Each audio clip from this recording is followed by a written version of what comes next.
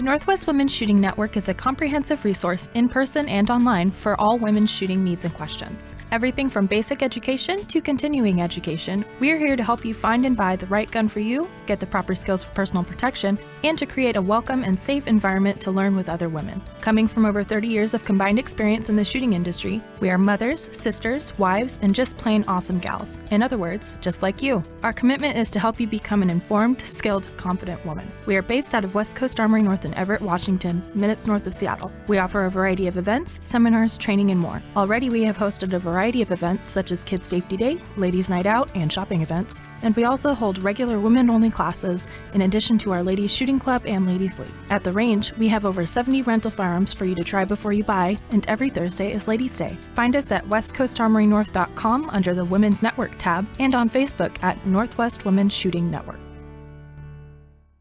Thinking Tactically is a paid program. The information provided is not legal advice and should not be used in lieu of legal counsel. The views and opinions expressed by the hosts and their guests are not necessarily those of West Coast Armory North or this station. Every day, we hear stories of innocent people who are the victims of violent crimes. Do you want to leave your personal defense up to someone else? Or take the initiative and be responsible and prepared to defend yourself and your family? If you answered yes, this is the show for you. Thinking Tactically, personal security for today's world. And now, here are your hosts, John Holshin and Kevin Smith.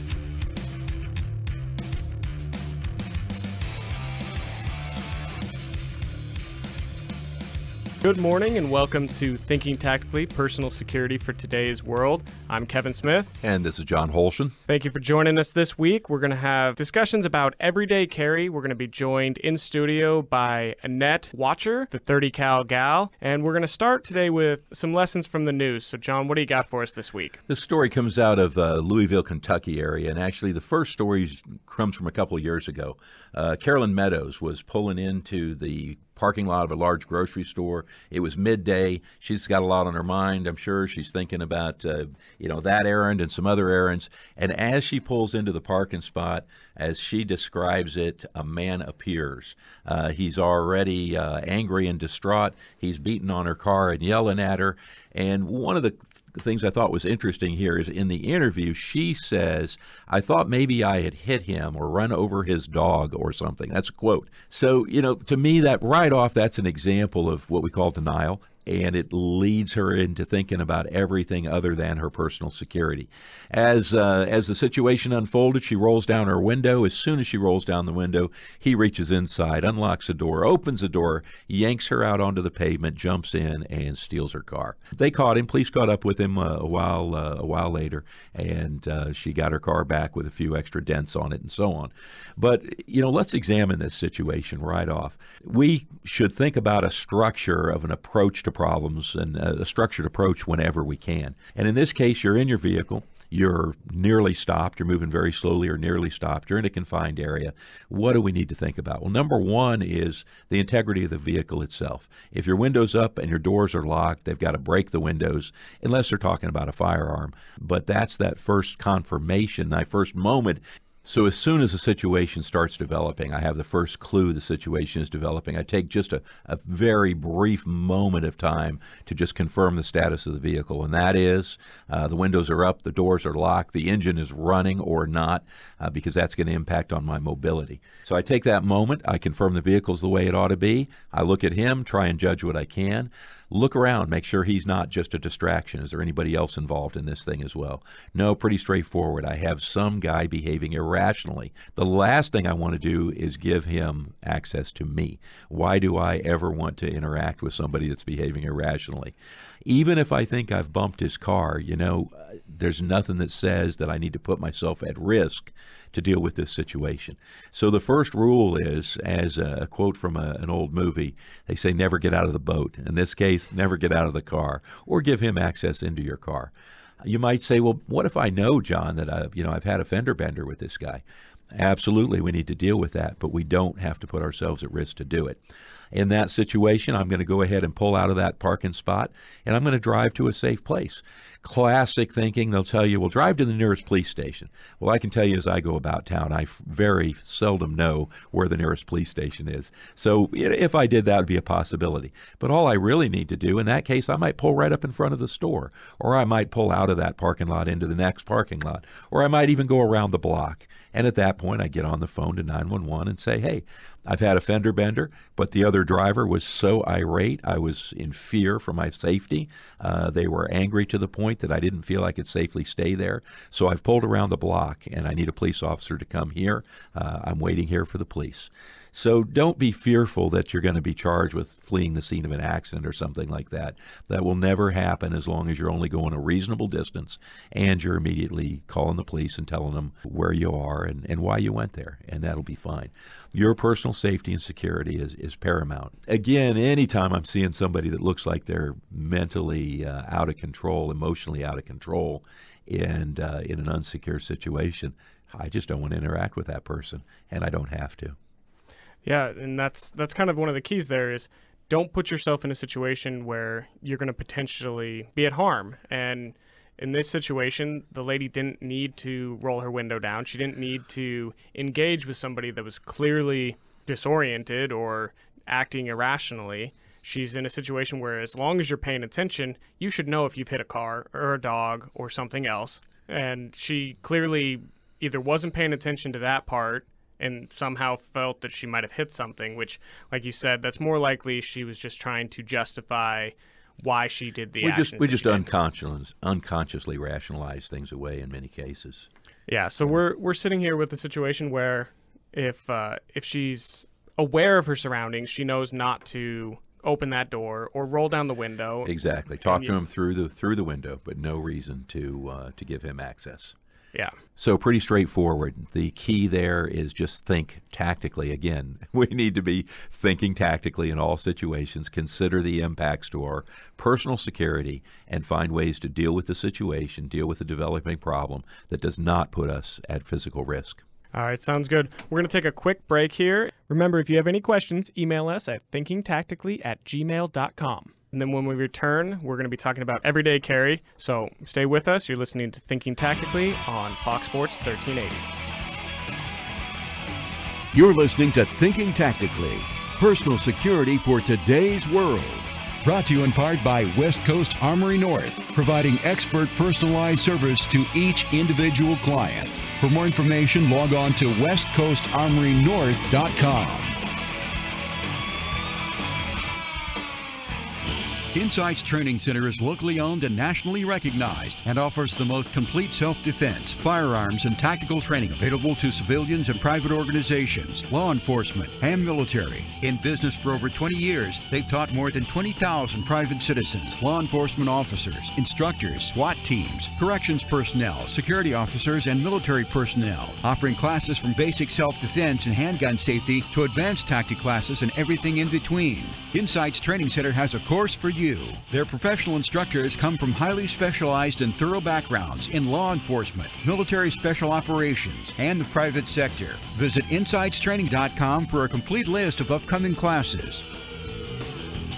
Every day, there are men and women of our armed forces dealing with illness and injuries, and their families are unable to be by their side. Fisher House works to get the families of injured military members to their soldiers during these difficult times. They provide housing and transportation to help make certain our soldiers are not alone. Visit fisherhouse.org to see how you can make a difference in the lives of the brave men and women of our armed forces that have sacrificed so much for us. Those of us at Thinking Tactically and West Coast Armory North are proud to support Fisher House. When you come into West Coast Armory North, you know you'll get great service. But did you also know that we offer the lowest prices around, guaranteed? That's right, we will meet or beat any local price, even the big box stores. Why would you go anywhere else? And for a limited time, mention this ad and get a free range pass or 10% off any accessory in the retail shop. Swing by the range and check it out, meet the sales pros in our store, and see those low prices you keep hearing about. Visit our website at westcoastarmorynorth.com and bookmark our news page for special events and promotions. We're also on social media, just search West Coast Armory North. See you there.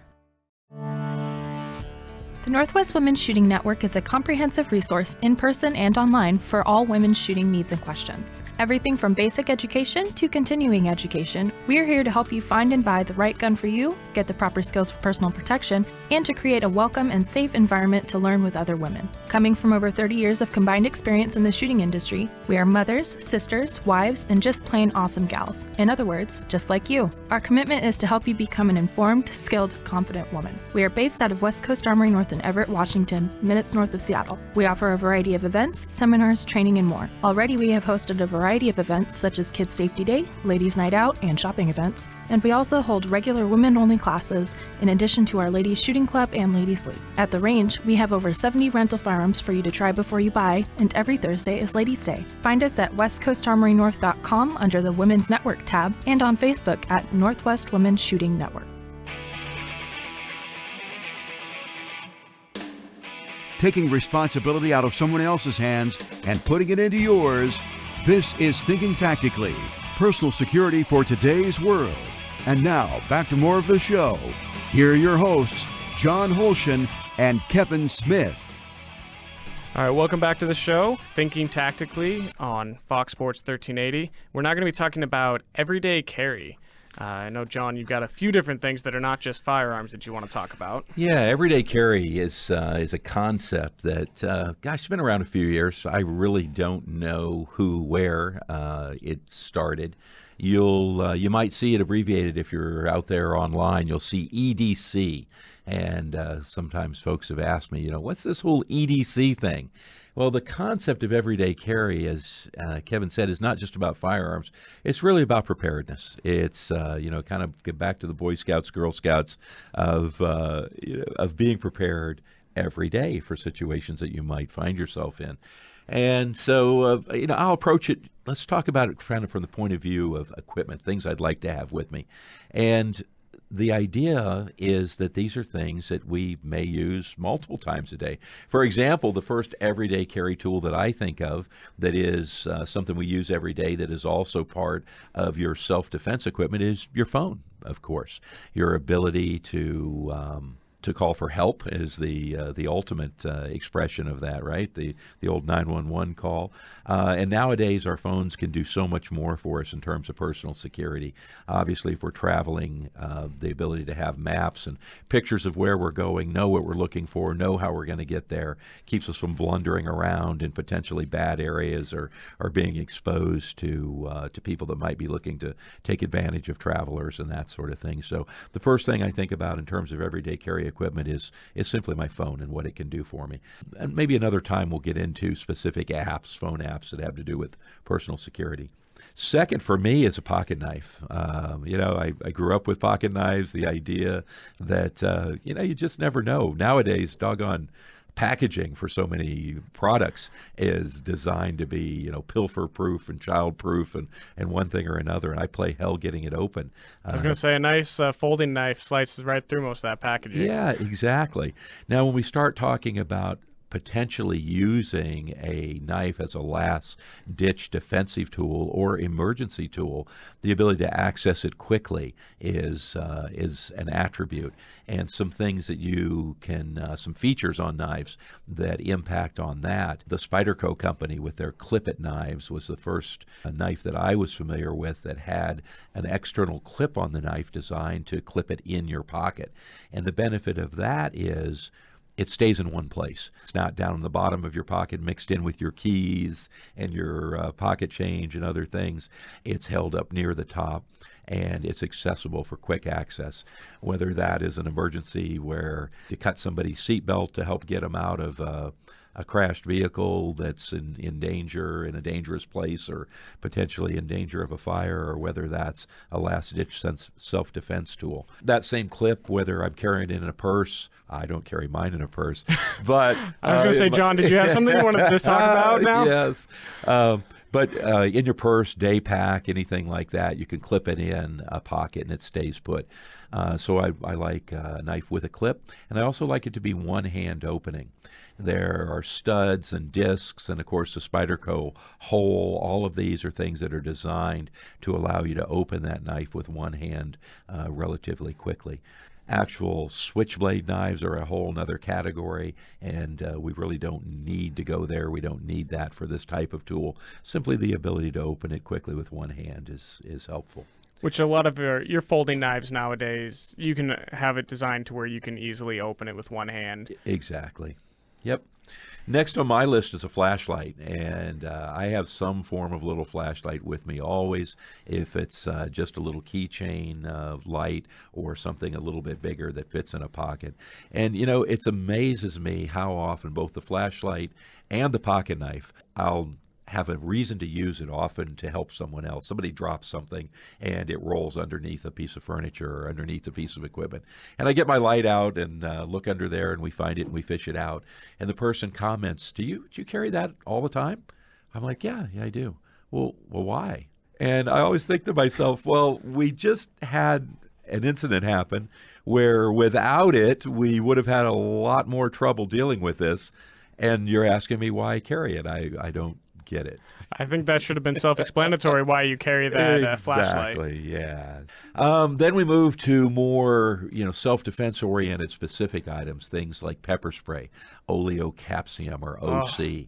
Brutal stuff. Yeah, absolutely. I'm an OC instructor. I've been sprayed a bunch of times and sprayed more than a few people. So before OC, we had tear gas. And we'll get into all the reasons of the chemical and legal reasons why, but it was considered a more serious legal issue if you used tear gas in a self-defense situation.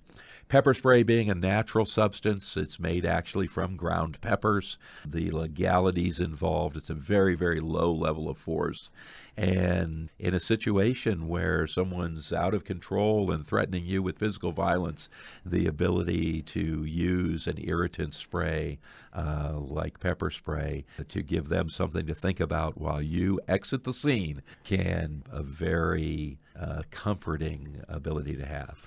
And I can definitely speak from experience of being pepper sprayed for training purposes that it will incapacitate most people when you spray them in the face. Yeah, absolutely. Like so many things, it's something that you would benefit from some training on, or at the very least some experience. What I can tell you about pepper spray is that, the differences between the different major brands in terms of their formulations, mostly those differences are small enough to not be super significant to us. The stronger ones last longer and take longer to decontaminate and take longer to get over the effects.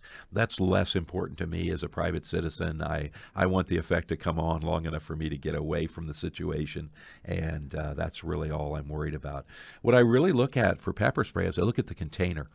If you've got a cylindrical container with very little physical index, it's just think about the pepper spray's in your pocket. There's somebody in your face, and they, for whatever reason, they're irate, and they tell you that they're going to punch you in the nose. And you've got that spray in your pocket. Well, which way is it oriented right now? If I whip it out, do I have to look at it and figure out how to get my finger in the right place to get the spray to go in the right place? So you want there to be tactile features of the container. I really like the ones with flip tops. Your thumb or index finger slides right in underneath the flip top. Now you know which way it's pointing without having to look at it. The worst are those that have a slide type of safety device on them, that basically the nozzle, you have to pivot it about 45 degrees so that you can then depress it. And when we conduct training with those, and I put people under a little bit of simulated stress, it's amazing that how often, I think their thumb orients with that directly underneath their thumb. Then when you sweep it into the fire position, the nozzle's now pointing about 45 degrees to the side, and they spray right over my shoulder when I'm playing the bad guy. And I point out to them that doesn't work very well. Well, it may feel better for you, though, missing you by... Exactly. So that brings us to the idea that if you're going to get pepper spray, I really encourage you either to take a class, or at the very least order a professional formulation from a major company that has inert canisters available as well. Get the live one, the actual one that you're going to use, and get a matching inert one. The inert ones are just water in them and the propellant. So the key here is you need to know how far does it go, how long does it last, how precisely do you need to aim. The other thing I want to share about pepper spray is it comes in different spray shapes. So you can have a fogger, you can have a cone, you can have a stream. And the ones that are more atomized, that make a finer cloud, when you breathe those in, they can leave you pretty short of breath and your lungs irritated for sometimes more than a day. Yeah, I can tell you the stream, it's harder to hit your target with the stream at times because it's not as broad hitting, but it doesn't have the effect on you as much of the inhaling. Yeah, my number one recommendation for private citizens is the stream. The biggest thing is that if you need to use it outdoors, it does not take much breeze at all to redirect. You definitely don't want a fog. The cone is acceptable, but we've tested these a bunch, usually outside because we don't want to contaminate a space. And it's amazing, particularly with the smaller ones that people will carry in a pocket, they don't spray for very many seconds. So if you come up, and even at 9 feet with a relatively gentle breeze, we found it difficult to get on target. Indoors, yeah, the cone is nice. You get on target easier. But, the spray is just like a squirt gun. A little stream comes out. I'm sorry. The stream is just like a squirt gun. A little stream comes out, as you would see coming out the end of a squirt gun. And what you do is you apply it with a Z or an S shape. You don't try and just point it right at them. You just paint a Z or an S across their face, and it's real easy to hit, and you don't have to worry so much about the wind blowing it around. So that's what I carry for general use. Well, and like you said, it's with the inhaling of some of the fogger type or the cone type, you don't have that same response or as much of it with the stream where you get hit by it as well. Absolutely. You've got a couple. You have what we call primary and secondary effects. And the primary effect of pepper spray is getting the actual liquid or particles in your eyes and mucous membranes. And the primary function is it is so hot and irritating that it's very difficult to keep your eyes open with this stuff in your eyes. Think soap in your eyes times 100 power. And that's really what we're looking for. The secondary effects of inhaling it, they don't come on as fast. They're more irritating, but they're not debilitating. If somebody's angry, they can just keep on doing what they're doing and just be kind of angrier about the fact that now, their lungs are irritated. But boy, you get the liquid in the eyes and the eyes shut down, and makes getting away a lot easier. All right. Then probably handgun is what I think of next. It's really kind of between handgun and medical stuff, but let's go with handgun. Obviously, if you have a concealed pistol license, which I believe every responsible citizen should have, whether you believe that you want to carry at the current time or not, having the license will allow you to do so. Should something happen in your life that you believe that you want to have a firearm with you, even just loaded in your vehicle, having that concealed pistol license will allow you to do that. It takes time, up to 30 days, to get that license from the time you apply. So that's why I believe you should apply in advance and have it and keep it current. If you have a concealed pistol license, then obviously a handgun that you are willing to carry on a regular basis in a reasonable caliber with appropriate ammunition, and we'll explore those in more detail on other occasions. Lastly, something that a lot of folks don't think about is first aid. Every vehicle I have has a first aid kit in it. I have a limited amount of first aid supplies in my day pack that goes, pretty much everywhere with me. And some folks even carry first aid supplies on their person. I, at a minimum, have a one-handed tourniquet available to me anytime I have any type of bag, computer bag, day pack, book bag, anything like that. I have a one-handed tourniquet that can address life-threatening hemorrhage in a decisive way. All right. So that really kind of sums up, everyday carry for me: phone, pocket knife, flashlight, pepper spray, handgun, spare ammunition, and first aid supplies. And again, it's kind of a way of thinking, and you may not, do all of it all the time or get to all of it right off the bat. But if you begin to think along those lines of, what would I like to have with me under different circumstances, that kind of brings you into this EDC lifestyle, shall we say. All right, we're going to take a short break, and when we return, we'll be joined in studio by Annette Watcher, the 30 Cal gal. So stay with us. You're listening to Thinking Tactically on Fox Sports 1380. You're listening to Thinking Tactically, personal security for today's world. Brought to you in part by Insights Training Center, offering the most complete self-defense, firearms, and tactical training available to citizens, private organizations, law enforcement, and military. Online at insightstraining.com.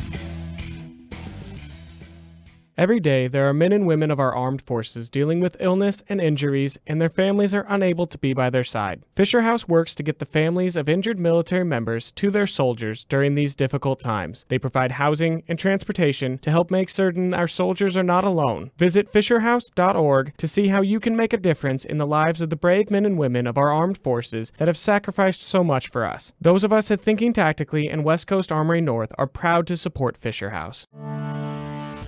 The Northwest Women's Shooting Network is a comprehensive resource in person and online for all women's shooting needs and questions. Everything from basic education to continuing education, we're here to help you find and buy the right gun for you, get the proper skills for personal protection, and to create a welcome and safe environment to learn with other women. Coming from over 30 years of combined experience in the shooting industry, we are mothers, sisters, wives, and just plain awesome gals. In other words, just like you. Our commitment is to help you become an informed, skilled, confident woman. We are based out of West Coast Armory North in Everett, Washington, minutes north of Seattle. We offer a variety of events, seminars, training, and more. Already we have hosted a variety of events such as Kids Safety Day, Ladies Night Out, and shopping events. And we also hold regular women-only classes in addition to our Ladies Shooting Club and Ladies League. At the range, we have over 70 rental firearms for you to try before you buy, and every Thursday is Ladies Day. Find us at westcoastarmorynorth.com under the Women's Network tab and on Facebook at Northwest Women's Shooting Network.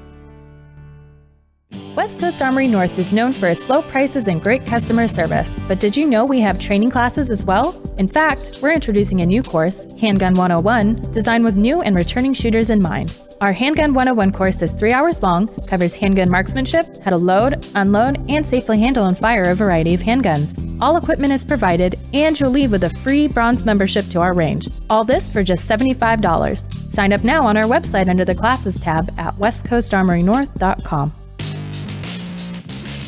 Welcome back to the radio show dedicated to information and education about defending yourself. Thinking Tactically, personal security for today's world.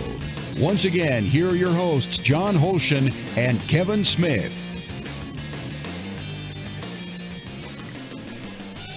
Welcome back. We're now joined in studio by the 30 Cal gal, Annette Watcher. Welcome to the show. Thank you. I'm glad to be here. You want to give our listeners a little bit of background of how you got into the shooting community and what your involvement there is? Yeah, about 10 years ago, I was introduced to High Power, which is an NRA bullseye sport, basically. It's across the course, various positions with an AR-15, a service rifle. So we did offhand, seated rapid, prone rapid, and slow prone, anywhere from 200 to 600 yards. And a couple years into that, I was introduced to the Palma sport, and that is shooting all long range, again at bullseye targets, 800, 900, and 1,000 yards. And it's in the prone position, sling support, and iron sights. So this was there are no scopes in that game. So you got to have some really good eyesight. Well, I mean, the front sights, it's like any type of a firearm. You want to focus on that front sight, and and that distance, it's all about reading the wind. Okay. And then I know you've got some experience with like the U.S. national team as well. Mm-hmm. Yeah, so when I started getting into that sport, I had heard that there was a U.S. national rifle team, and that was my goal, to get on that team. And there was a match in California, and I walked right up to the head coach of the team at that time, Dennis, and I said, "You don't know me, but my name is Annette Watcher, and I'm going to be on your team." And he just looked at me like I was nuts. And a year and a half later, I was invited to be on the development team. Now, did he apologize for looking at you like you were nuts? He did. He laughs about that quite a bit, yeah. Okay. Well, I know, John, you've got some questions for Annette about the competitive shooting world. Yeah, absolutely. I think that's just a really cool story that, how did you even conceive of, how did you first hear about long-range precision shooting? Yeah, like I said, it was another competitor who was shooting high power, and he said, Annette, you do really well at the long distance prone. There's this Palma division, and he loaned me one of his rifles, and I went out with him one day, just got the position down and sighted it in, and I did a match. It was a local state match the following weekend, and I ended up winning. So, and there's no women's category, so this is everyone cool. together in one pool. So I realized I really loved it. Absolutely. And to be part of the team, you had to get to as many matches across the country as you could, because in Washington State we only have 1,000-yard range on the east side, and most of the matches are across the country. And you had to be seen by all the coaches, and you had to get a couple international matches under your belt too. Sure. So even going back before that, though, I mean, we've got a lot of listeners who are new to shooting. I mean, that's just the shooting sports are increasing in popularity. They are. Obviously, personal security issues are something that are on people's mind, and we talk a lot about that. But I like to introduce people to the concept of sport shooting as well, and the different things that you can do. How do people find out about things like that? I have to say I was very fortunate I was introduced to it. But now, with the lovely internet, every state has a rifle and pistol association.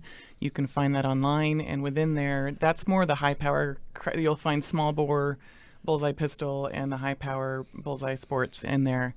And if you want to get into more of the pistol, action pistol things, USPSA has state and local levels of internet sites. And all of these groups, these organizations, will have a schedule of all their matches.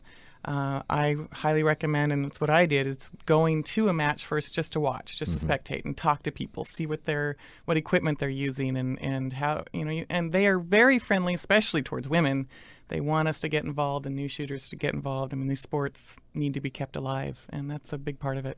Absolutely, and I think that's something that people don't get exposed to as they did maybe in our grandparents' days. That there's really quite a tradition of civilian marksmanship training and competition in this country, and a lot of folks just don't hear about it much anymore. Yeah, it's a niche. Yes. You have to look for it, but it is out there. I mean, I still learn of new disciplines of competition out there. It's just, cowboy mounted shooting, of course, cowboy action. Oh, I've seen some of that. It looks like just some of that stuff is is a blast. Yeah. It looks like just so much fun. So that's a great insight. There's so much that you can do from, running and gunning and having fun, riding a horse, or just some of these other sports that you're really into the precision and everything is just very under control and at a slow pace.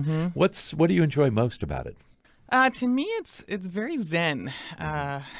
Like any competition at that level, of course, even after all these years, I have my moments of butterflies before I get up to the line, the ready line. But once I'm there, just my mind focuses on my procedures that I'm taking next, and it just, everything else tunes out, and it's just a great headspace to be in. It's just very peaceful. It sounds kind of odd that shooting guns is peaceful, but it is. It's a really zen experience. Yeah, absolutely. And then I'm sure there's the sense of accomplishment. Yeah, definitely. Absolutely. And with Palma, those are definitely old school bullseye shooting. You've got a long period of time. So, for instance, for a rifle match, it's 20 minutes for 20 rounds for record. You can take as much time as you want or as little time as you want. The more action sports that I do now as well, like precision rifle and 3-gun, those are on the clock. They're more stressful. You have to be accurate and quick. So those are a completely different mindset, but just as much fun and also zen. Yeah. Tell us about 3-gun. 3-gun I started about 3 or 4 years ago.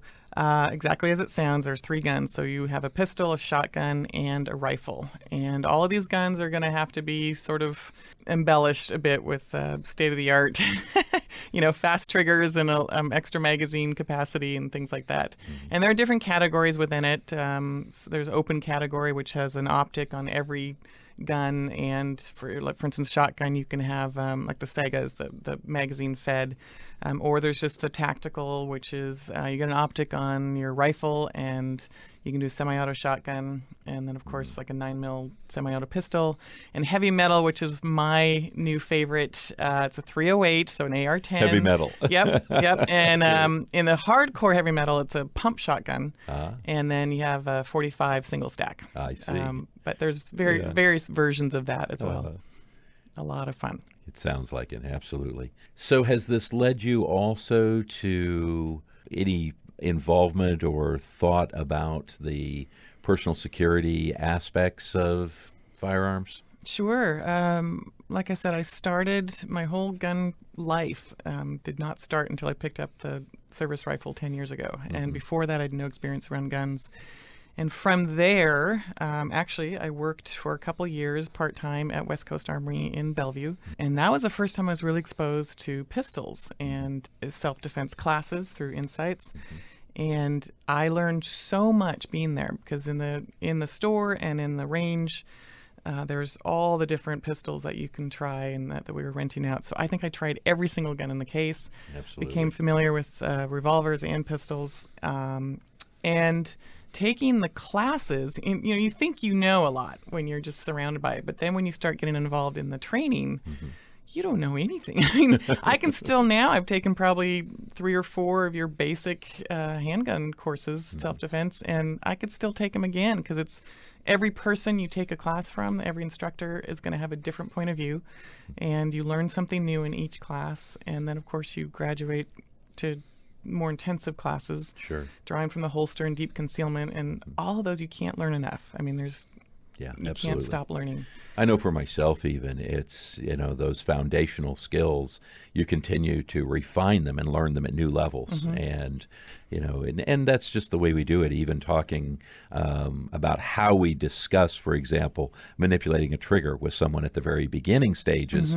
All we're interested in is getting that trigger moved to the rear to the point the gun goes off as smoothly as possible.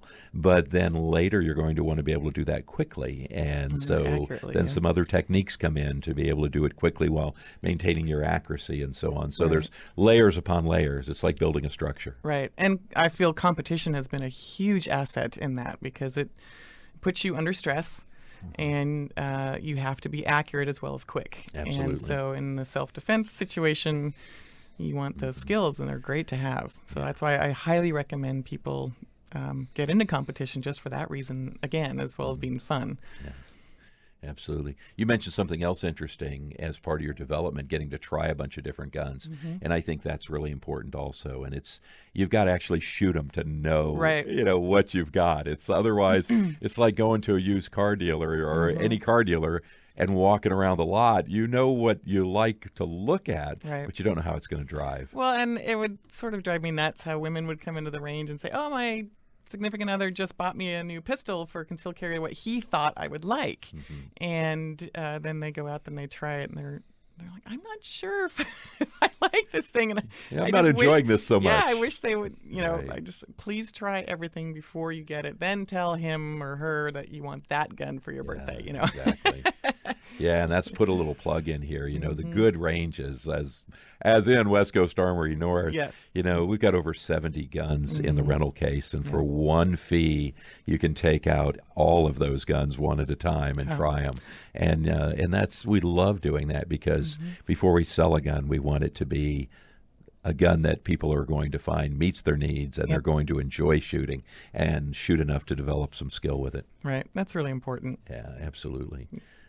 Annette, you mentioned when you first got involved in competitive shooting that as a woman, there weren't a lot of other women out there. No. You were kind of a rarity. Yes, still am, actually. Yeah, absolutely. And ensuring that competitive level, at that high competitive level, absolutely. Yep. But we're seeing more and more women shooters. Have you been exposed to that? Are you involved with any of the women's shooting groups or anything along those lines? Yep. 3-gun especially has, and the pistol, like USPSA and IDPA, have really increase the numbers of women competitors. And for 3-gun, actually, Kay Mikulik and a couple other people in the industry got together a few years ago, 3 years ago, I think, and thought, what do you think would happen if we organized a women-only 3-gun national match? Interesting. And who's going to show up? And a group of us, because still there were maybe 10 of us who were regulars at some of these bigger matches, and we just thought, oh, no, there's no way. I mean, we can count 10 people. You're not going to get this many. And sure enough, they put it out there.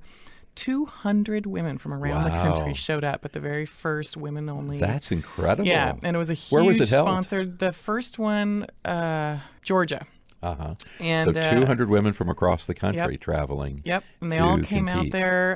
In fact, I was on the plane with 3 other women from Washington I had never met before, and it was a real. So we had people who had never done any type of competition. They're familiar with firearms, and a lot of people didn't have their own equipment. So all of us came together with everything we could, every extra range bags and carts and guns and ammo and everything, just to help the new people out.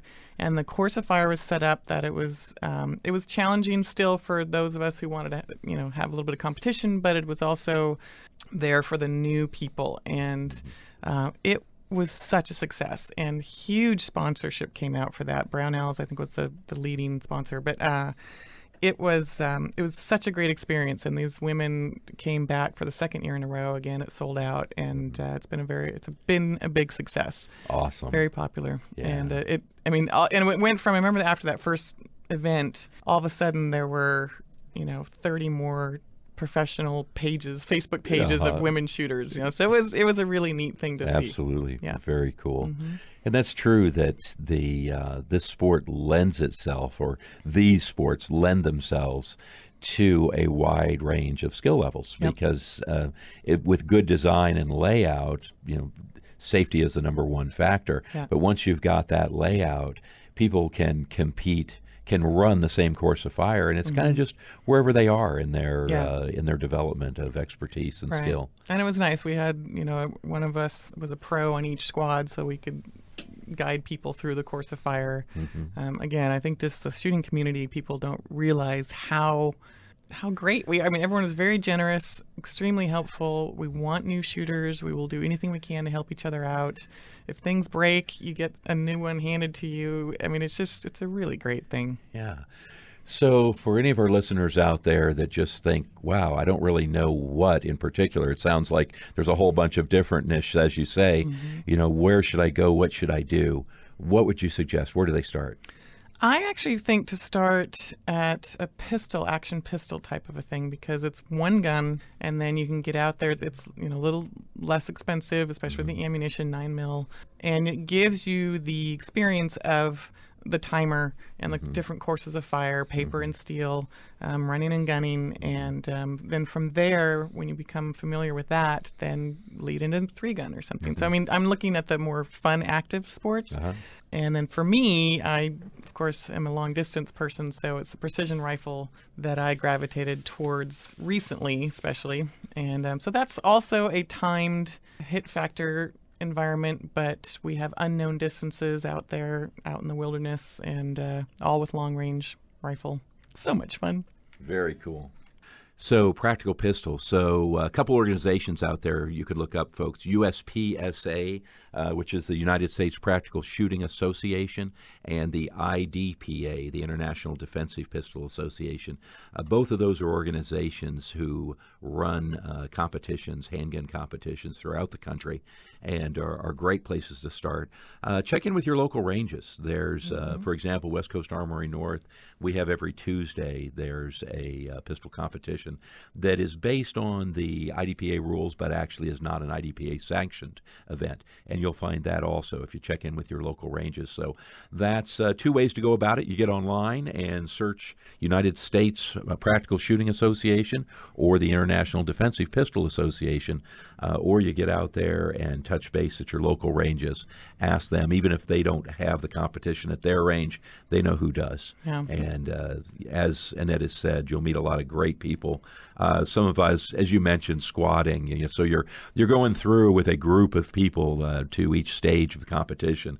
And I've met some of the neatest people and gained so much knowledge by those more experienced people on the squads as you go through.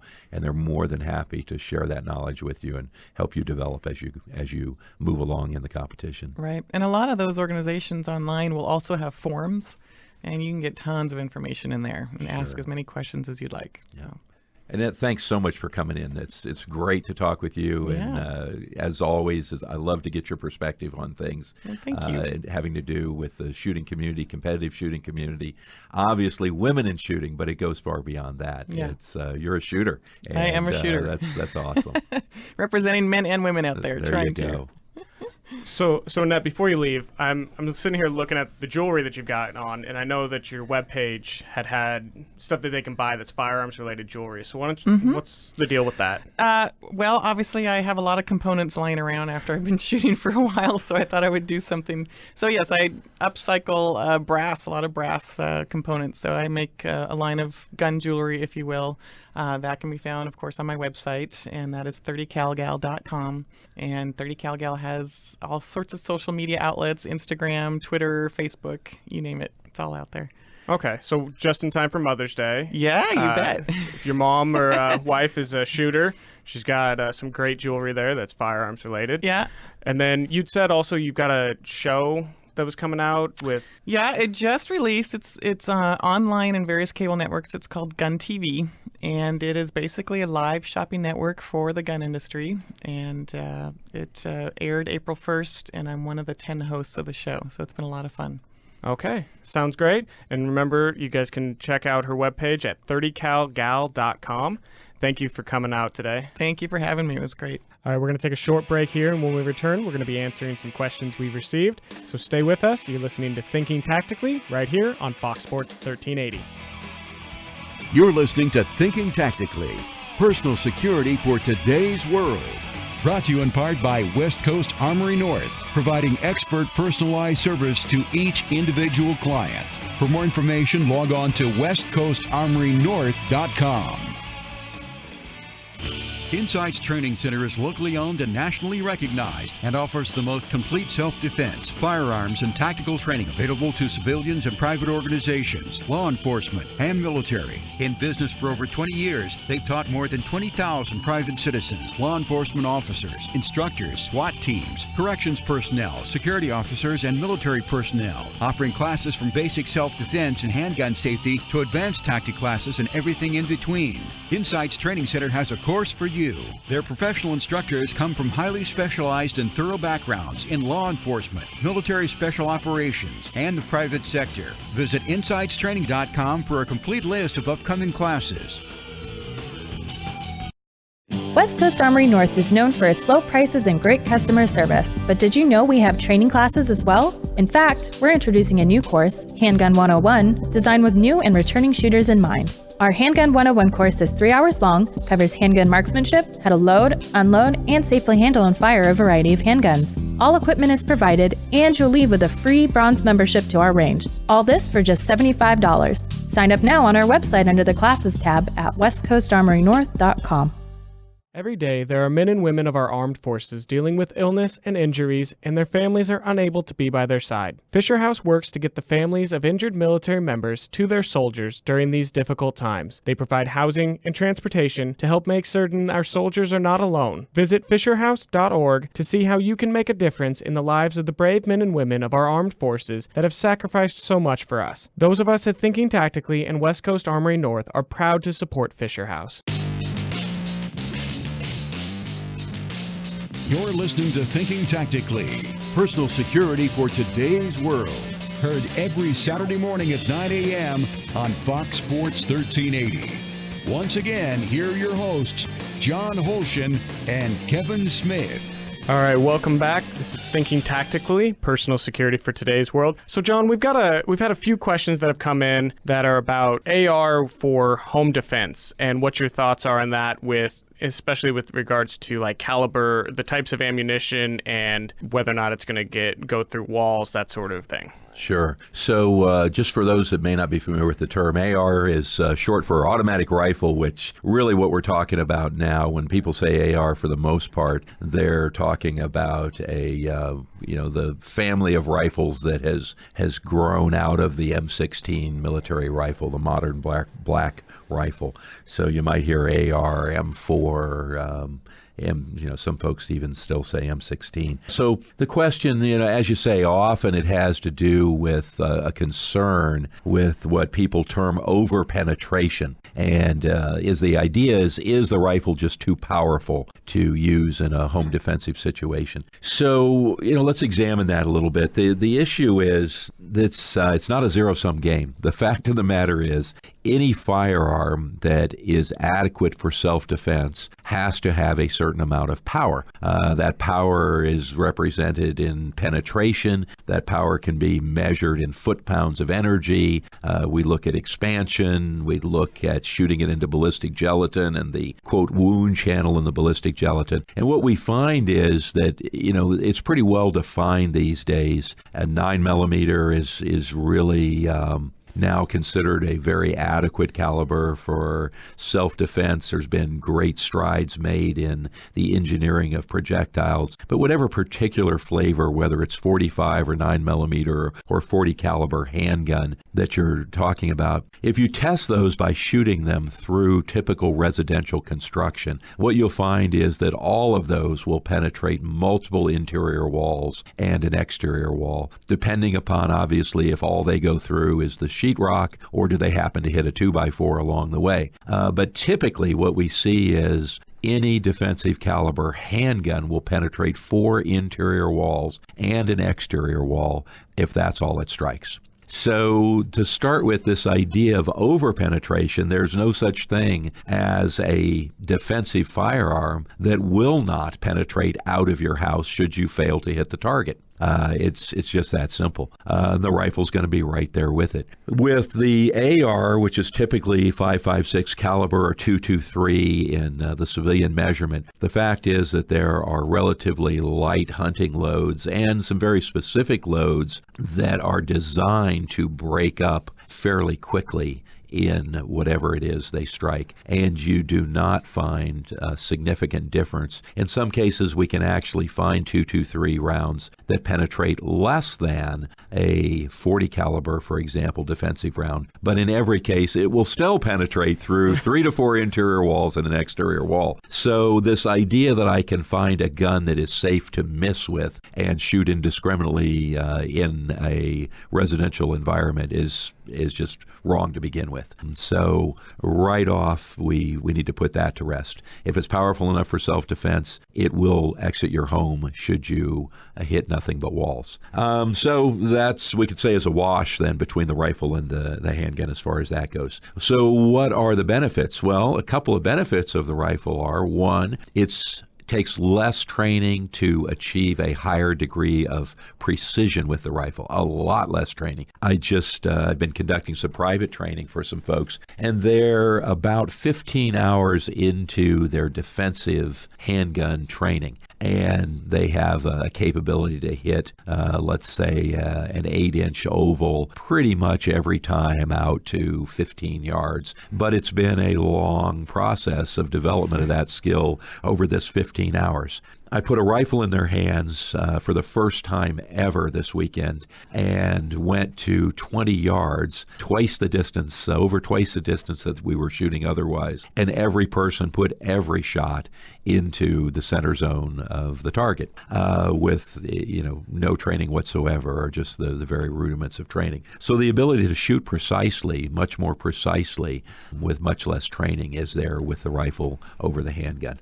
Second is the effectiveness for each round that hits. And I don't have an exact number. I would say that just, kind of ballparking it, I consider a 5.56 rifle probably 5 times as effective as a handgun, or 5 times as likely to stop a determined attacker with a single hit to the torso than would a typical handgun. And is there any science behind that? No, there really isn't. I'll tell you that right now, to put an exact number on it. But when you compare the wound channels, when you compare the destructive ability, it's clear that the rifle has many times greater destructive ability. So now I can fire fewer shots with greater precision. So hopefully 1 or 2 well-aimed shots are solving the problem with with requiring less training and a greater likelihood I'll be able to deliver that performance on demand in a self-defense situation. So the bottom line is I will always choose, if I knew I had to be in a gunfight, whether that gunfight is across the room or not, I would choose the rifle. The fact that we're indoors does not mean the handgun is easier or better in any way.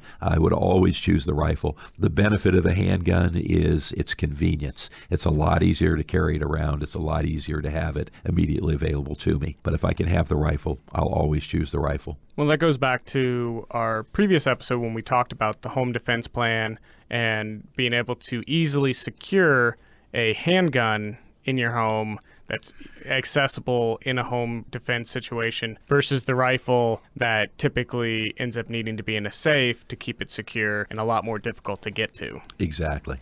We want to thank everybody for tuning in this week to Thinking Tactically, Personal Security for Today's World. It's been a great episode. We've gotten a chance to meet with Annette Watcher, the 30 Cal gal, and learn a little bit more about the shooting community and the competitive shooting world.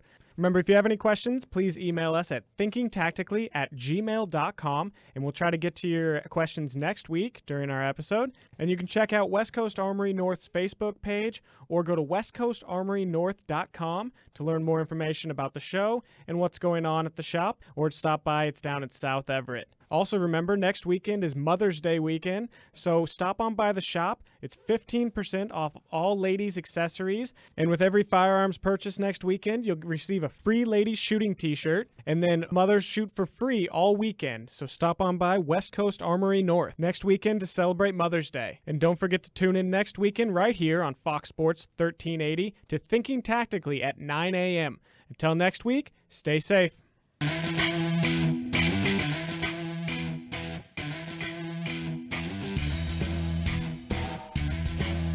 You're listening to Thinking Tactically, Personal Security for Today's World. Brought to you in part by Insights Training Center, offering the most complete self-defense, firearms, and tactical training available to citizens, private organizations, law enforcement, and military. Online at insightstraining.com.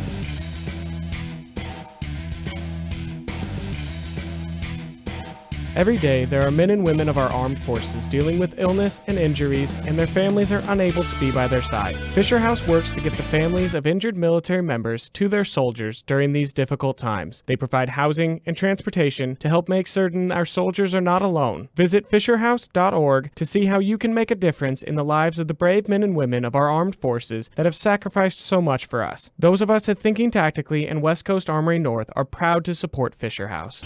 Insights Training Center is locally owned and nationally recognized and offers the most complete self-defense, firearms, and tactical training available to civilians and private organizations, law enforcement, and military. In business for over 20 years, they've taught more than 20,000 private citizens, law enforcement officers, instructors, SWAT teams, corrections personnel, security officers, and military personnel, offering classes from basic self-defense and handgun safety to advanced tactic classes and everything in between.